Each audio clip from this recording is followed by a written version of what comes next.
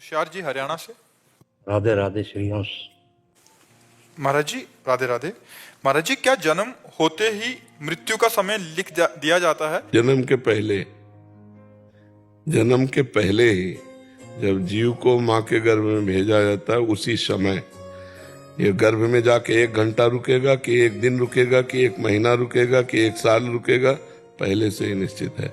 कोई कोई गर्भ में खत्म हो जाते हैं, कोई गर्भ के बाहर खत्म हो जाते हैं, कोई जवानी में खत्म होते हैं, कोई अधेड़ में, कोई बुढ़ापा।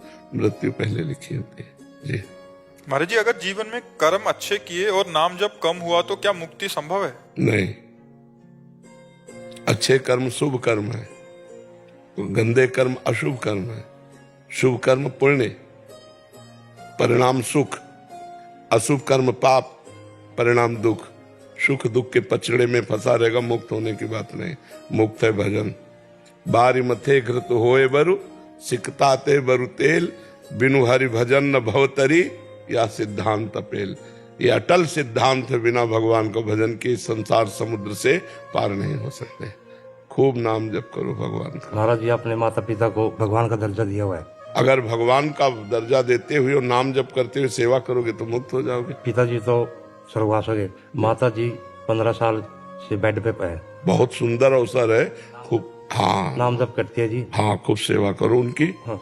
उनकी खूब सेवा, उनको हगाओ, शौचाओ, कपड़े उनके धुलकर नए कपड़े पहनाओ, उनको खवाओ पियाओ, खूब सेवा। इसी से भगवत प्राप्ति हो जाएगी। सारी सेवा सारा परिवार करिए जी। हाँ बिल्कुल। ऐसी क्या करें जिसको मोक्ष प्राप्त? बस नाम जप करो। हाँ, अच्छे पदार्थ पाओ और जैसे साल जिए तैसे साल उनकी सेवा करो। बड़ा पुण्य का काम है, बड़ा बढ़िया काम है। महाराज जी, पहली बार मैं वृंदावन आया हूँ, मन को शांति सी मिल गई है। हाँ, आपको दर्शन हो गया तो ऐसे बैठे हो स्वर्गवास में बैठे महाराज जी। अच्छा। आप ही मेरे गुरु और आप ही मेरी राधा रानी ईश्वर दिखते हैं। हाँ बिल्कुल ठीक है। अब माता की सेवा करो और खूब नाम जप करो, ठीक है। महाराज जी, हमारे गांव में धना भगत का मंदिर है। शाम को आरती होती है, मैं वहां जाता हूँ, वहाँ राधा रानी की फोटो है। हाँ बढ़िया है। तो मैं आरती करता हूँ, आंखों में आंसू बहुत निकलते हैं। बहुत कृपा है। अच्छा हाँ, अच्छी बात है, कोई बुरी बात नहीं। सात्विक भाव आके आंसू निकलते हैं भगवान के लिए, बहुत अच्छी बात। शिवेंद्र जी गोरख।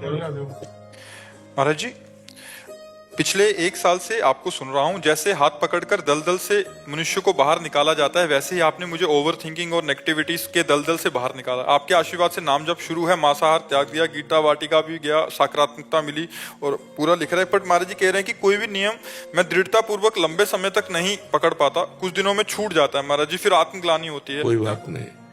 पीछे तीसरे बैच में हमने कहा था कि अगर हम 20 दिन का नियम निर्वाह कर ले गए, हम फिर गिर गए, तो अगली बार हम 25 दिन का कम से कम तो कोर्स ले ही। फिर हम गिर गए, फिर अगली बार 30 दिन का लें, फिर 1 दिन के बाद ऐसा आएगा कि हमारा नियम बहुत लंबा चलता चला जाएगा। देखो, नियम की पूर्ति के लिए हमें कुछ साधन चाहिए।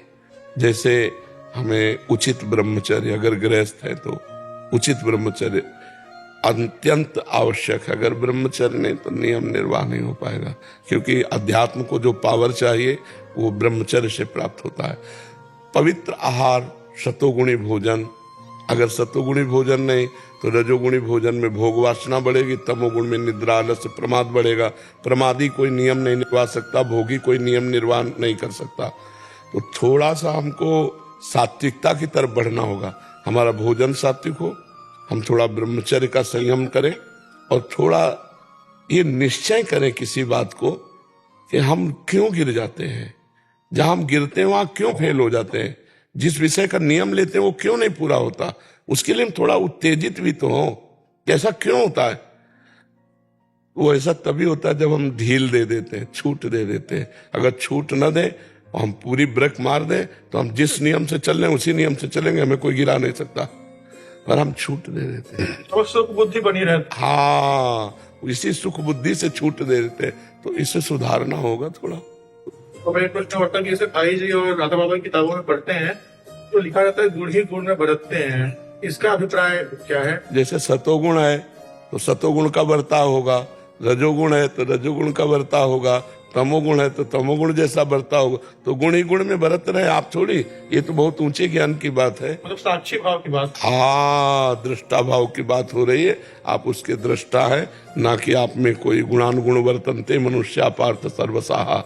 पर ये बहुत ऊंची बात है। अभी नाम जप करो, अभी संयम से चलो, भगवत कथा सुनो, परोपकार करो, ये कार्य करोगे तब ऊंची बात। अभी साक्षी भाव में नहीं पहुंच पाओगे, दृष्टा भाव में नहीं टिक पाओगे, क्योंकि अभी कोई नियम ही नहीं टिक रहा, तो दृष्टा भाव में कैसे टिक जाओगे। ठीक है।